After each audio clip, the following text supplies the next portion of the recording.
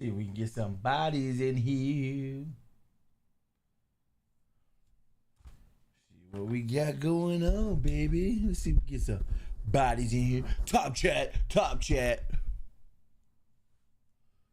Let's see what we got.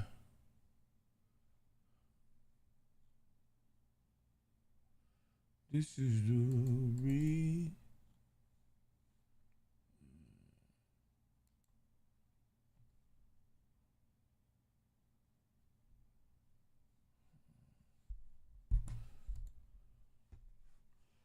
Where's my overlay? Oh, we don't even got that.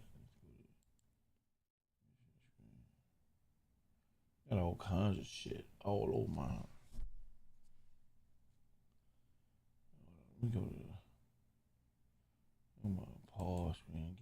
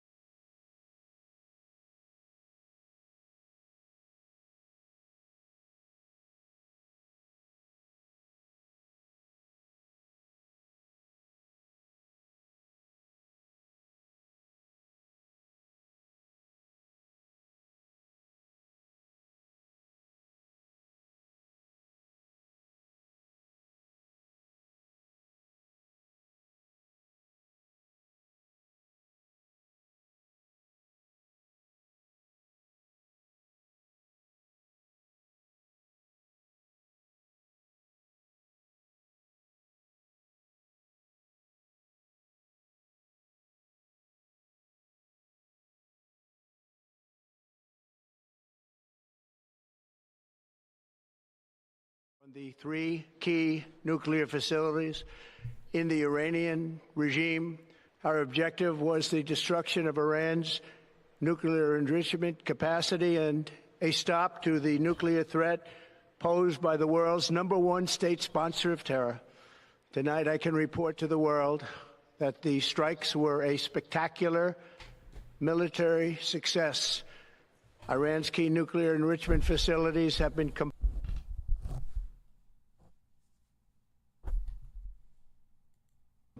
and totally obliterated. Iran, the bully of the Middle East, must now make peace. If they do not, future attacks will be far greater and a lot easier. Okay, so that was President Trump addressing the nation last night after he authorized military strikes against Iran's nuclear sites. He called it a spectacular success, but that's not even the story, ladies and gentlemen. It's the reactions that are rolling in. We got people calling for the impeachment.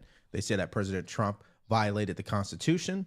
You have people who did support the decision, celebrated the military, and everything else in between. We'll take a look at all of that, of course. But first, where we're going to start is with ground news, because already media outlets are coming up with some crazy headlines. And the reason why we want to point this out to you is because we want you to be able to do your own research. But if you guys want to be able to do your own research, and I believe Ground News will help you do that, so just go to ground.news/Devori to follow along here. And let's start off with one media outlet that leans left, and that is USA Today. They say that Trump just bombed Iran. We deserve to know why, but don't count on the truth.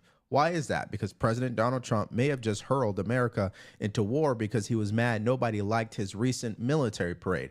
How did we go from a military parade to military strikes in Iran? This is what the media loves to do, ladies and gentlemen. And that's why you're seeing Democrats hop on that same delusional take by saying that what the president has been doing is unconstitutional. Take a listen to this clip. This was not constitutional, was not lawful in the absence of a declaration by Congress. And so the administration should have come to Congress. We will have a vote on a war powers resolution. But there's a reason to bring this to Congress, and it is you want the Congress bought in. You want the American people bought in on an action this substantial that could lead to a major outbreak of war. Okay, that's just one of many clips where people are coming out claiming that President Trump's decision is unconstitutional. He did it without Congress approval. I'm going to show you exactly what the facts are surrounding that. But first, look at how the right reports on what happened yesterday. Okay, this is Ground News. The Epoch Times says, U.S. destroys critical Iranian nuclear facilities. That's the bottom line, ladies and gentlemen. No spin. None of this, oh, he did it because nobody showed up to his military parade. That's a perfect example of what's wrong with media outlets today. And why you got to be able to do your own research and see it for yourself. Don't take people's word for it, especially this story in this video. So many reactions could leave you confused. And that's why we recommend you use a tool like Ground News to help you do your own research. So if you want to use this tool for yourself, all you have to do is go to ground.news/Devori, or you can download the mobile app. Just use promo code Devori, and it's going to give you access to everything that I showed you in this video, including 40% off the Vantage. Some U.S. lawmakers got word in advance about the strikes on Iran, but the notification went along party lines. Sources say Republican House Speaker Mike Johnson and Senate Majority Leader John Thune got the early notice. The same applies to the top Republicans on the House and the Senate Intelligence Committees.